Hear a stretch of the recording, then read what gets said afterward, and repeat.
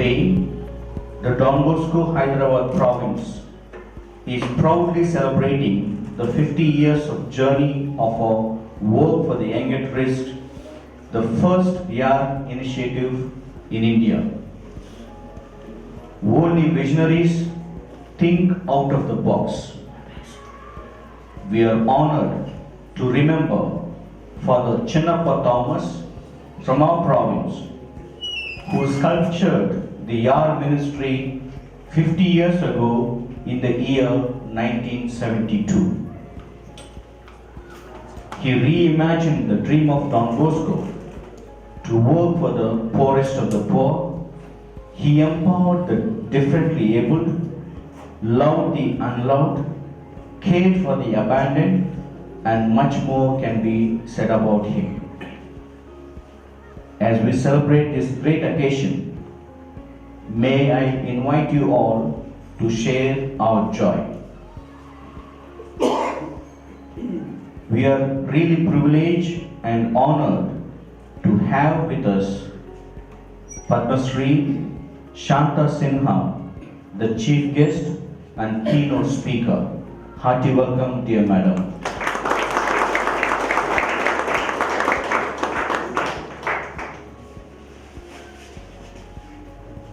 We cordially welcome Reverend Father Thomas Santiago, the Provincial of Hyderabad Province.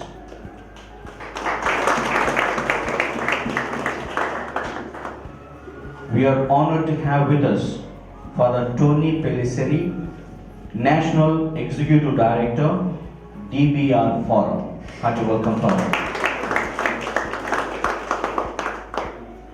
We welcome Mr. David Raju, the resource person of the day. Welcome, sir.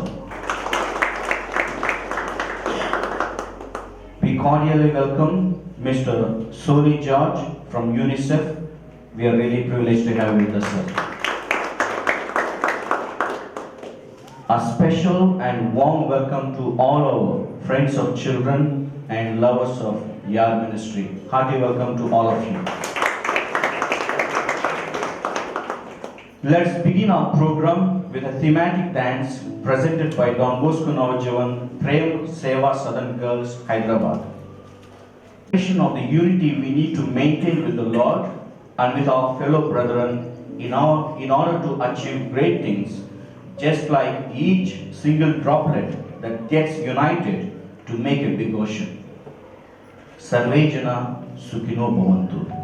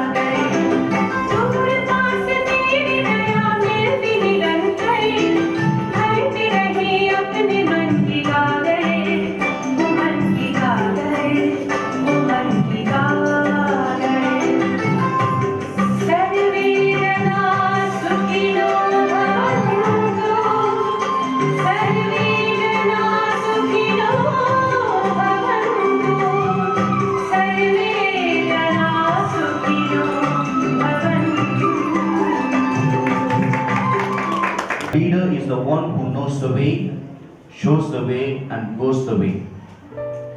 Now, may I invite the President of YAR India, the Provincial of INH Province, Reverend Father Thomas Santiago, to address us all on this auspicious occasion.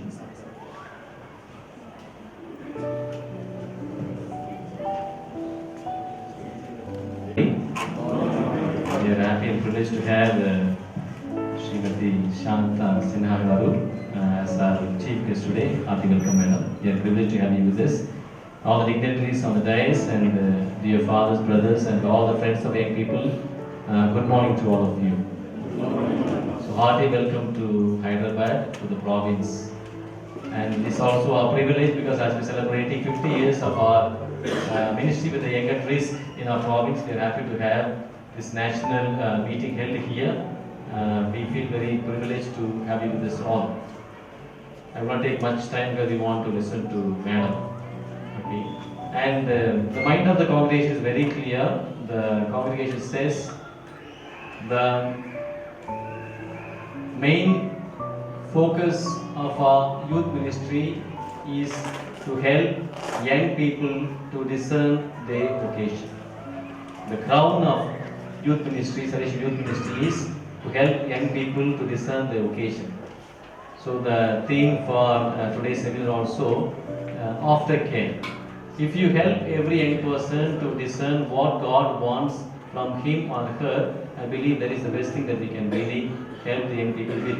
If we start this process right from the beginning days when the children are with us, I believe the way in which they are able to settle in life will be also taken care and will be assured. So as we gather here and the whole day we are going to discuss about this topic of aftercare. How can we accompany children who finish 18 years of age, and how can we really journey with them? And there is a theme that we have chosen. I believe we have eminent speakers here and resource persons, and all together I believe we'll be able to make proper decisions and discernment about how we can really journey with our young people after completing their 18 years. So once again I wish you all the best. Hearty welcome to Hyderabad. Thank you. Thank you for the Provincial for your inspiring words. Just to highlight one point from the life of Father Provincial, Father Santiago, he is a true leader, not purely by words, but he gets into action. He donated his liver to save one of our confrères. So at this juncture, I would like to thank for having a wonderful leader in our province. Thank you very much, Father.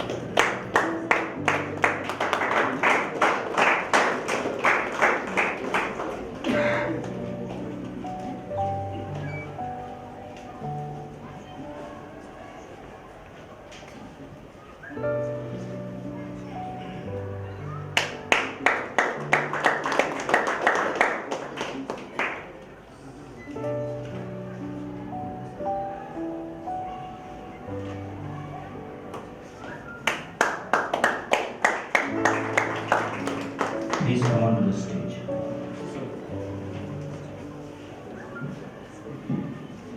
No person was honored for what he or she received.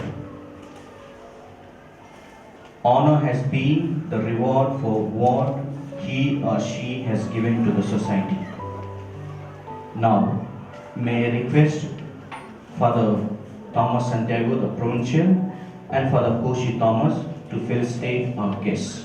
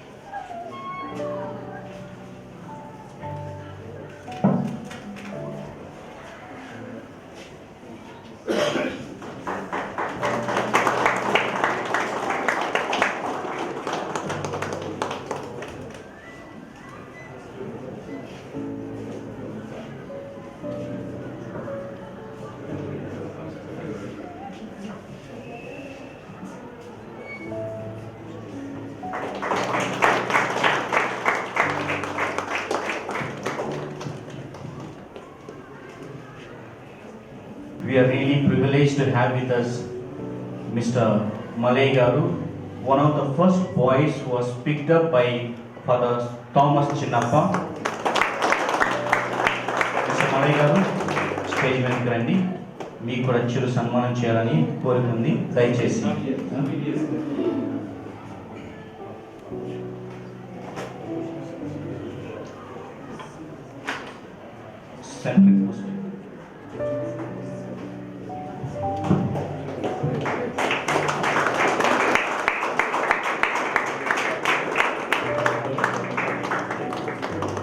Mr. Malay is the engineer by profession. We are really glad that he is with us for this program. Good morning, everyone. We are going to present you the hurdles and struggles faced by some of the youth who passed out from our aftercare homes.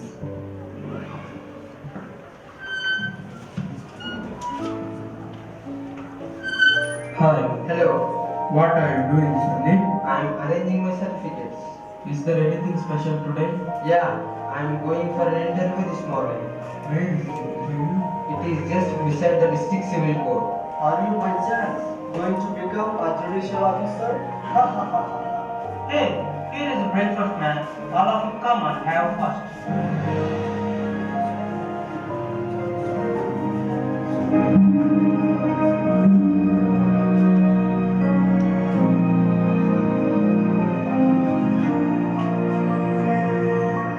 Wow, I hear all the surprises today. I am glad that you will be getting a job. Yo, I'm costing you both to buy me some gifts with your first salary. Otherwise, you will see hell with the food I cook for you. Ha ha ha.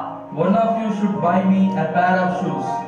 If not, Oh my god, I know about you guys. Please don't worry that much. We all shall enjoy and buy gifts.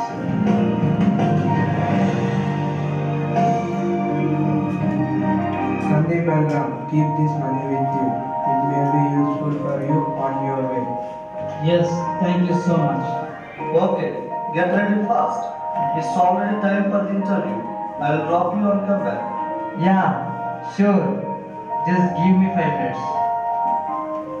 Mahesh takes Sandeep by bike and drops him at his interview place and comes back. All the rest to get ready and go for their routine. Sandeep went for the interview already. Sai goes for the job search. Raju goes for his daily labor work. Naveen goes to Me Seva for the certificates verification. Ram preparing for the evening interview. Mahesh stays back in the room. Can you please recharge my mobile? I received a message that the balance is getting over in a few minutes. Yeah, sure. Be online now. Now check your phone. Did you receive the balance? Yes, thank you so much.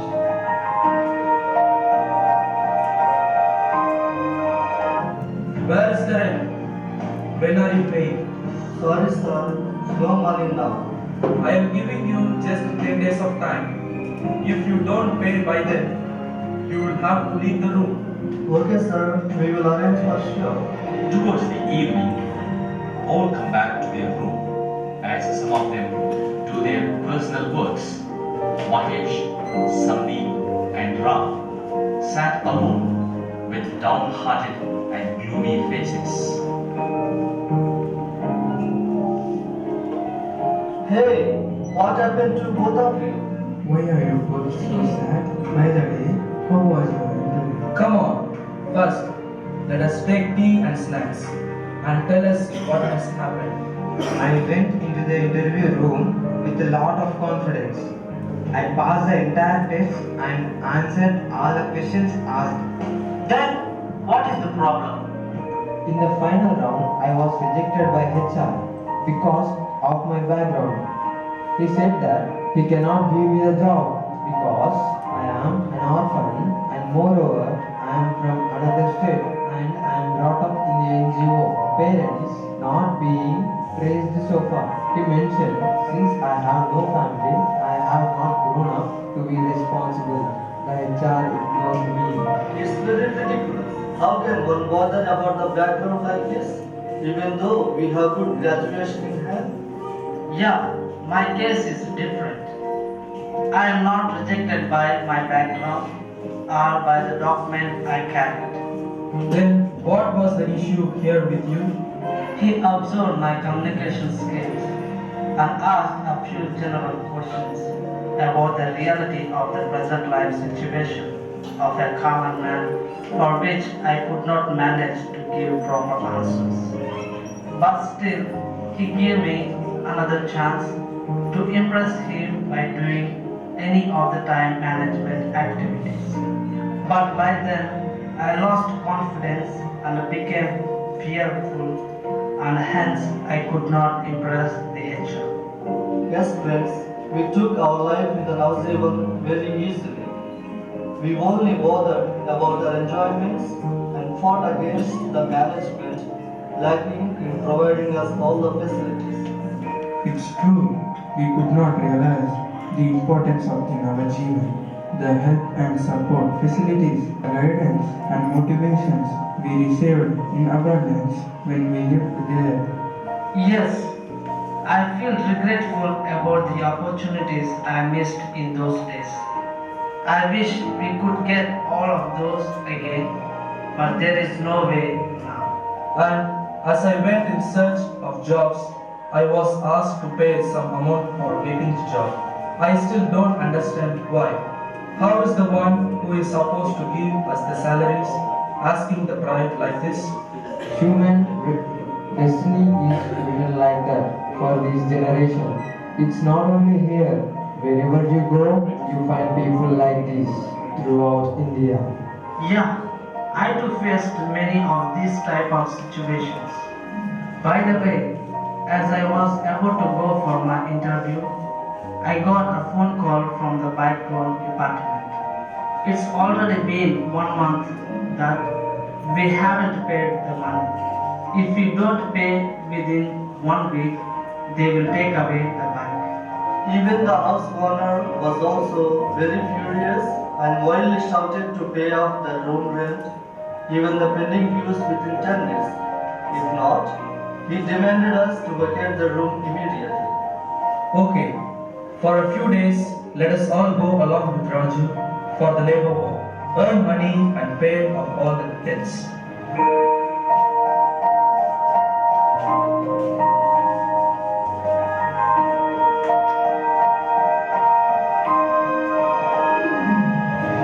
Good morning, sir.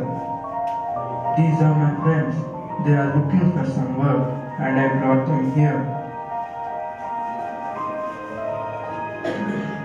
Contractor allows each some work.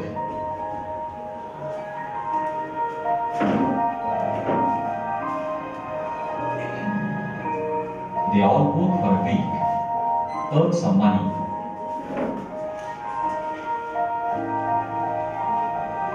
And then they return to house owner to pay the rent.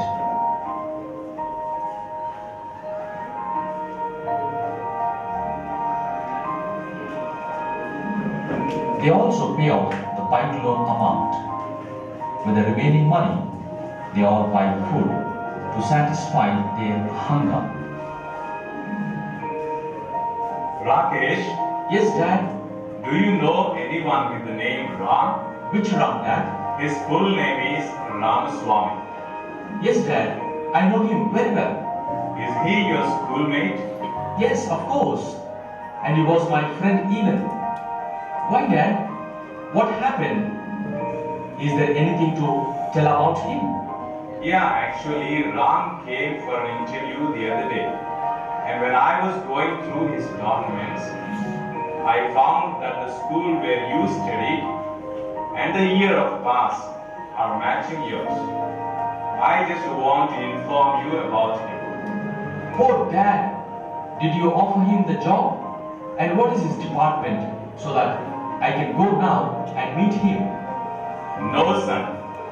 I didn't select him because of some minor issues. Do one thing. Just go and meet him. Find out his whereabouts and his present situation. And when I will talk about him to my friend, and you may take your friend for a job there. Thank you so much, Dad. I will go and meet him now.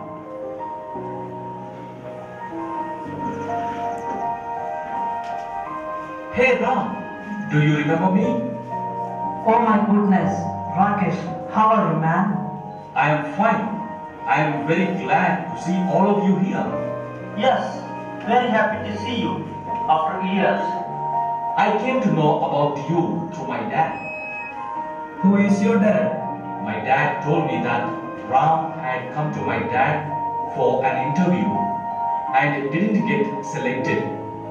And my dad asked me if I knew you, and when I said yes, he spoke to one of his friends to give you a job. Thanks, dear. Your dad is kind to me. All of them share their stories to Rakesh one by one. Rakesh listens to everything and becomes empathetic and tries to help each of them. Rakesh, since you have political leaders in contact, can you help me too? For getting some certificates. Rakesh and Naveen go to the Me Seva Center. Naveen submits few documents to apply for an orphan certificate. Me Seva in charge denies those certificates as they are not helpful. Then Rakesh calls up one of the politicians, and when the politician informs the Me Seva in charge to do the needful, the Me Seva in charge tries it again, but say he needs the death certificates of the parents about whom Naveen did not know anything. Sorry, Naveen, I could not be completely helpful to you, but since your educational qualifications are very good, I myself can give you a good job in my company. You can take my place as I am planning to move abroad. I will talk to my dad about this. Thank you so much, Rakesh, for your great help. Rakesh also interacts with all of them and tries to help them in all the ways possible. He helps those getting good jobs and even found a house for them to stay. Hey friends, hope you're all fine and happy and satisfied with job opportunities and accommodation. Thank you so much, Rakesh, for everything.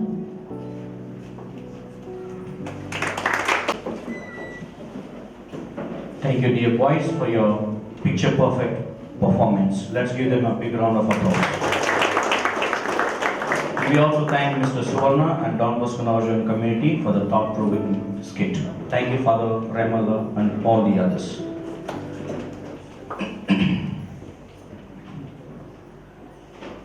Leaders become great not because of their power, but their ability to empower others.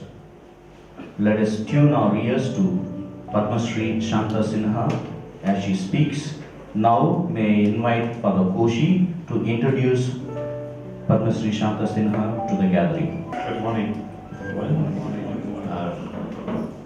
However much I say, that would not be sufficient to introduce Madam Padma Shri Shanta Sinha.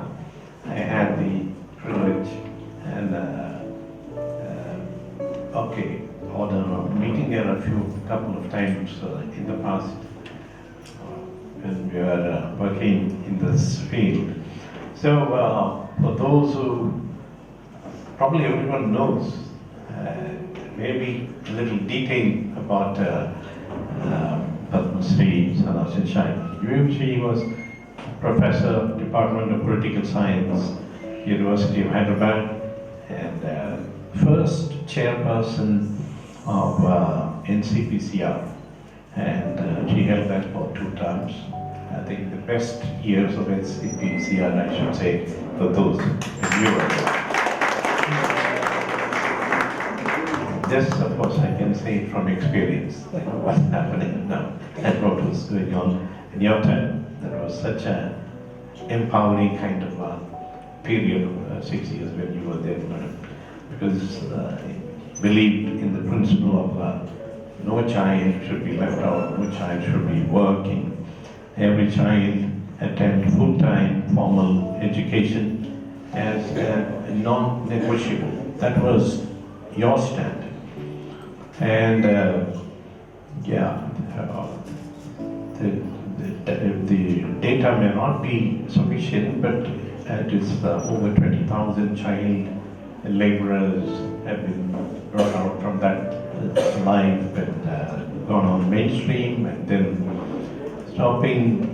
No, that's about 20,000 child marriages that your intervention through the foundation that you started, MBF, which is so very well known all over the country and even around the world, and that you believe that every child tracked and they should finish their 10th grade, finish their high school in that days, and pioneered the program for mainstreaming children to school through the residential bridge courses. That I think that was the beginning of bridge schools, and all of us took up that, have been found extremely successful, even for us, for all of us who have tried that. And as I said already, you headed the National Commission for Protection of Child Rights, and from 2007 to 2013. In this capacity, you are known to have addressed the issues concerning violation of child rights in relation to, very especially, child labor and child trafficking, and the rights of children areas of civil unrest, children's right to education, juvenile justice system, corporal punishment, child abuse, violence on children, child malnutrition, and so on. And she is the recipient of Ramon Magsaysay Award, probably next only to a Nobel, which I'm sure it's on the way, and the Padma Shri Award in 1998. It's not only an honor for us to have you here. Your very presence is very inspiring, and we have always looked up to you as we worked in this field. Thank you for sparing your time to be with us. Very much to the Don Bosco fraternity and the fathers, brothers who are here. It's indeed a great honor, and also quite challenging to talk to those who are actually hands-on addressing the issue of children and their rights. I have long retired, have been doing hands-on work, so to be talking to you is like giving homilies, you know. I really don't know, you know, because it's always good to be directly engaged with children to get energy from them to do more. And in the morning when I looked at the girls dance, and also when the boys did the skit, it did give me a lot of energy.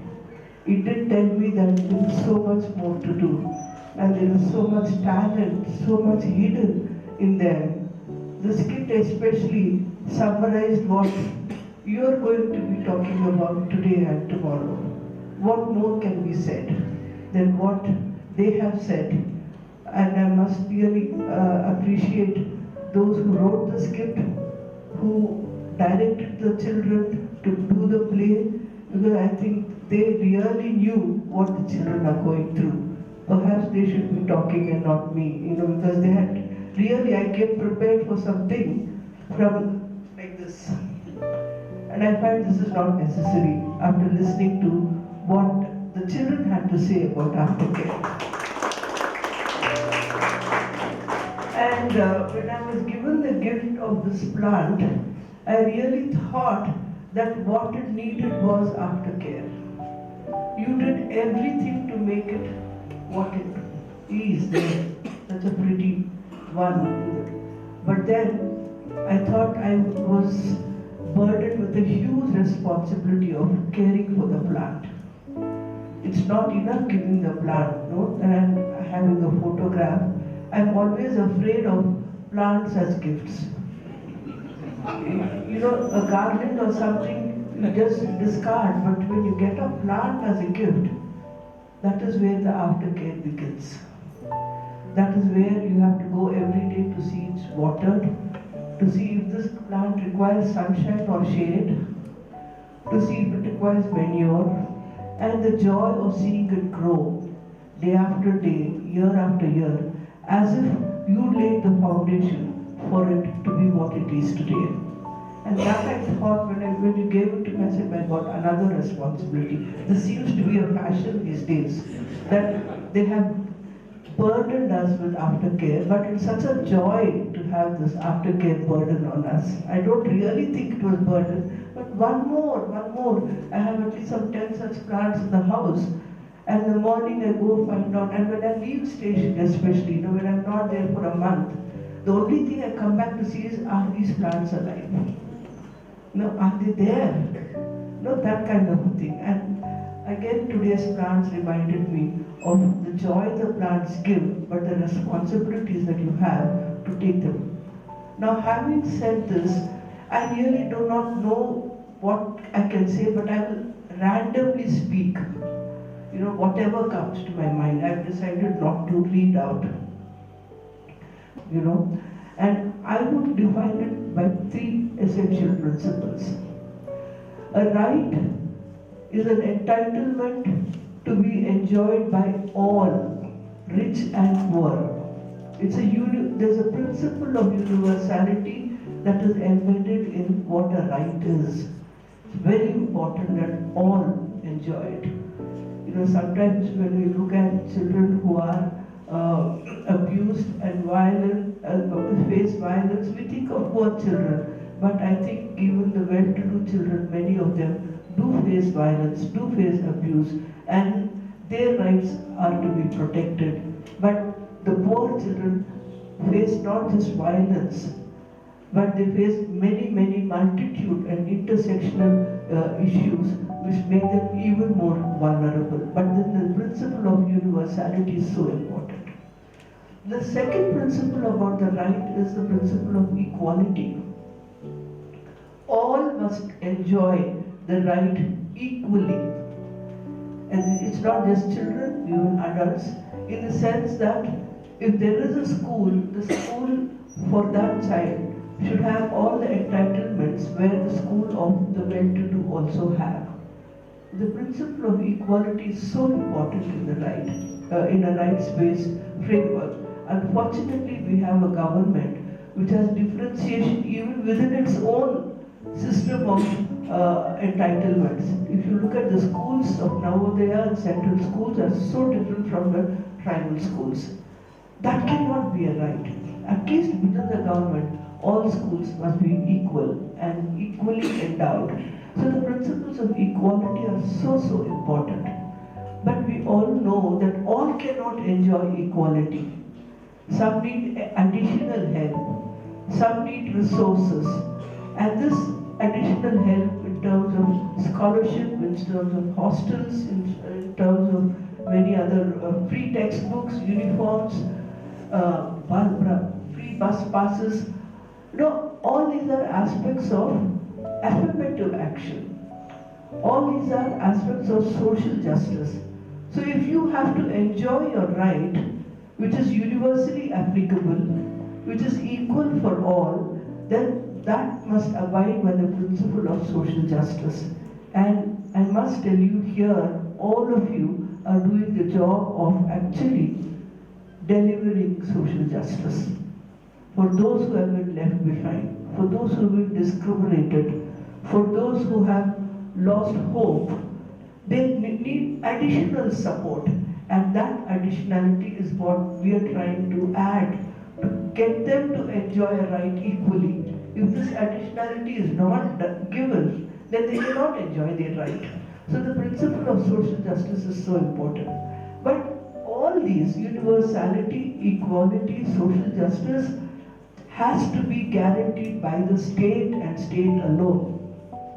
What you and me do is complementing the state, is giving support to the government for them to do what is their duty. We cannot be substitutes for the state. We cannot be substitutes for the government. We can complement the state.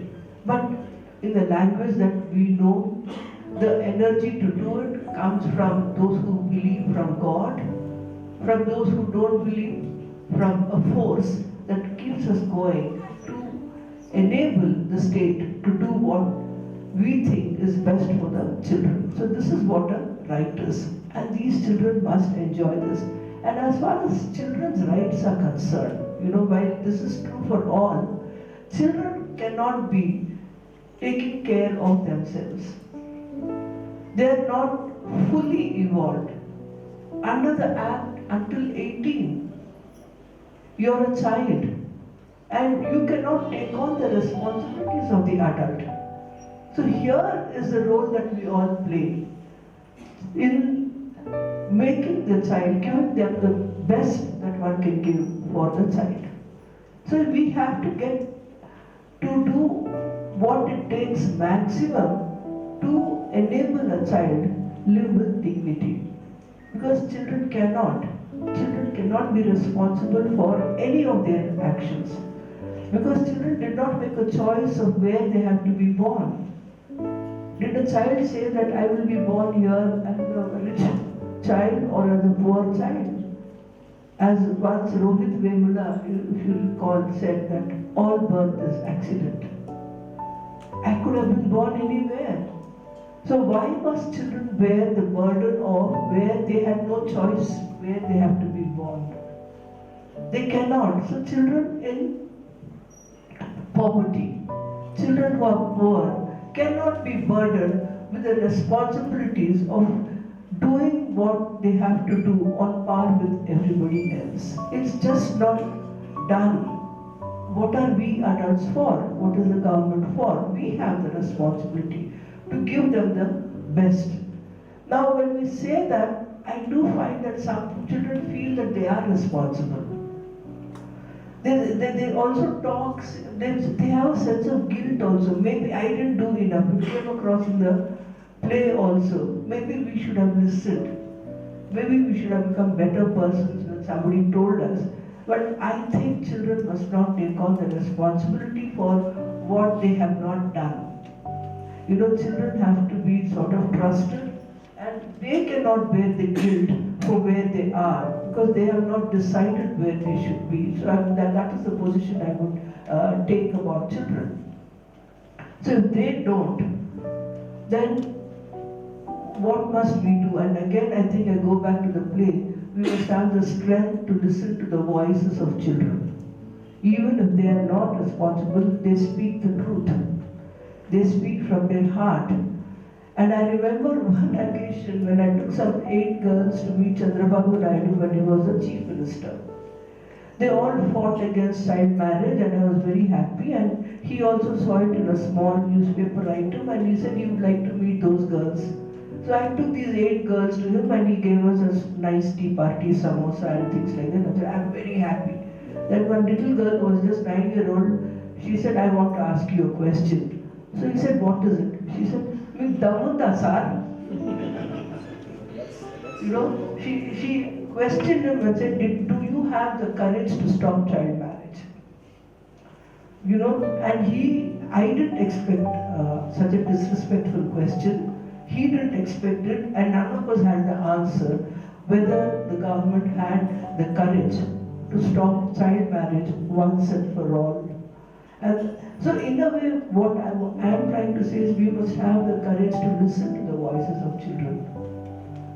Often when we talk about child participation, it is about getting the courage from them to listen to their voice and respond.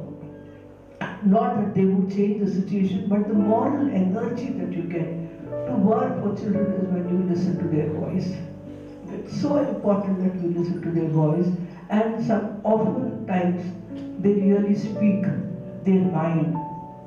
again, they must not be speaking their mind in the sense that they have resignated to fate. When they do that, I think we have to say that it's not hopeless after all. Often they might become cynical. No, that voice we will not hear.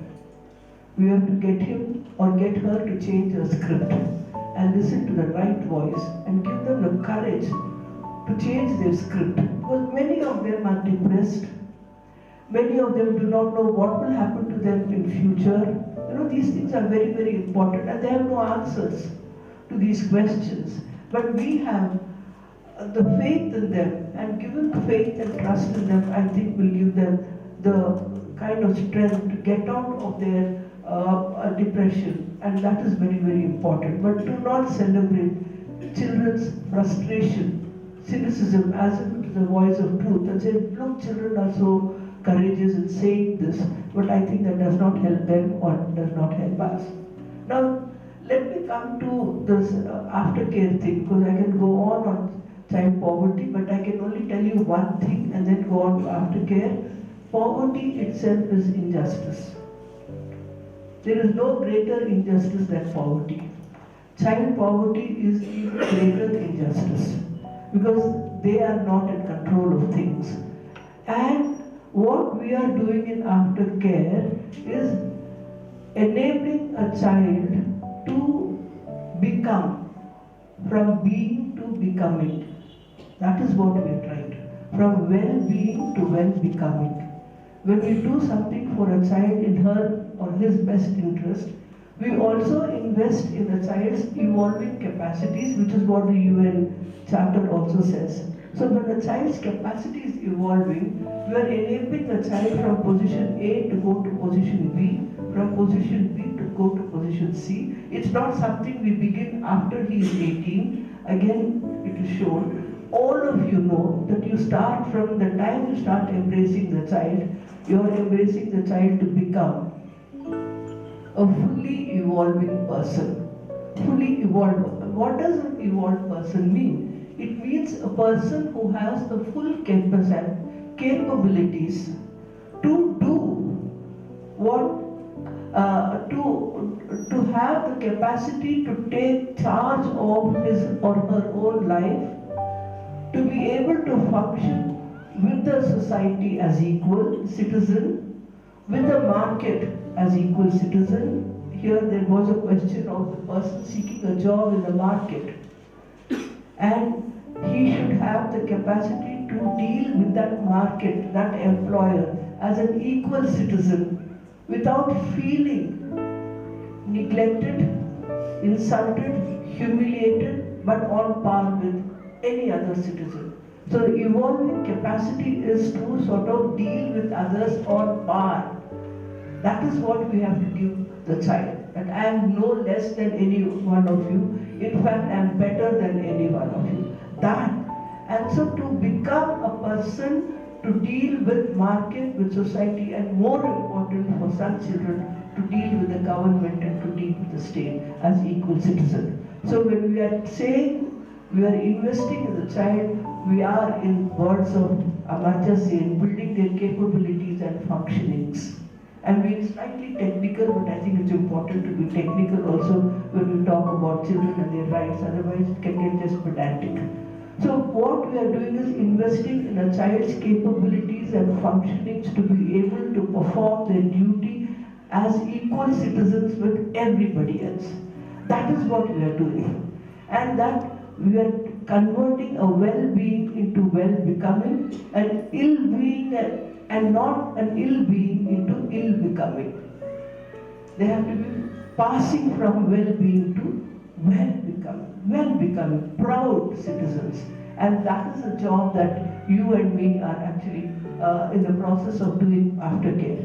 You have rich experience. Don Bosco has been a pioneer, 50-year-old, and I know that every time we spoke about the street children, we had to go back to the documents that you did. And the success stories of, we have one success story here sitting with you.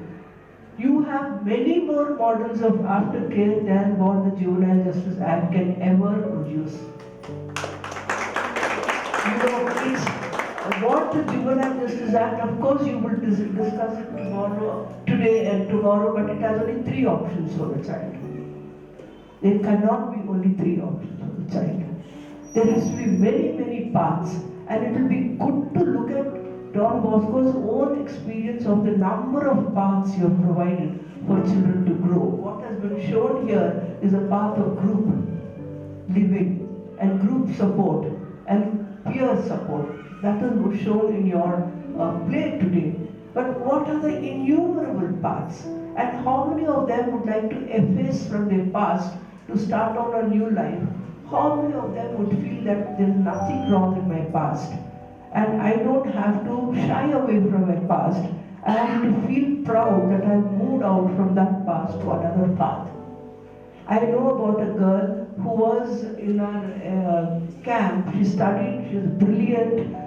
She is working in a multinational company, does not want to be associated with MVF because that reminds her about her sexual abuse and her past. She's lost touch with us, but we know she's doing brilliantly. But she's not come to terms with her past. Do we do that? Or do we enable a child to come to terms with her or his past? Then have the confidence to deal with the reality. And I still have no answer to this, but that child we have lost.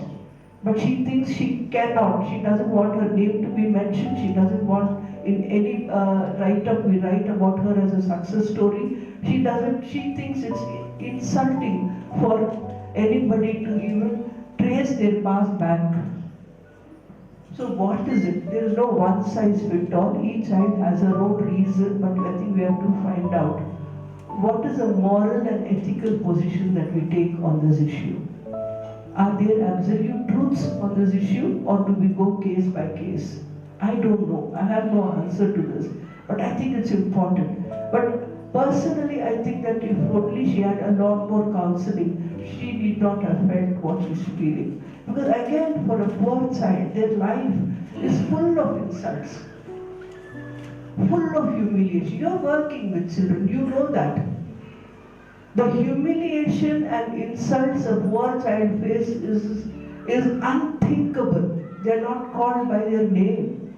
They're not seen. They're unseen, invisible on the bus stop.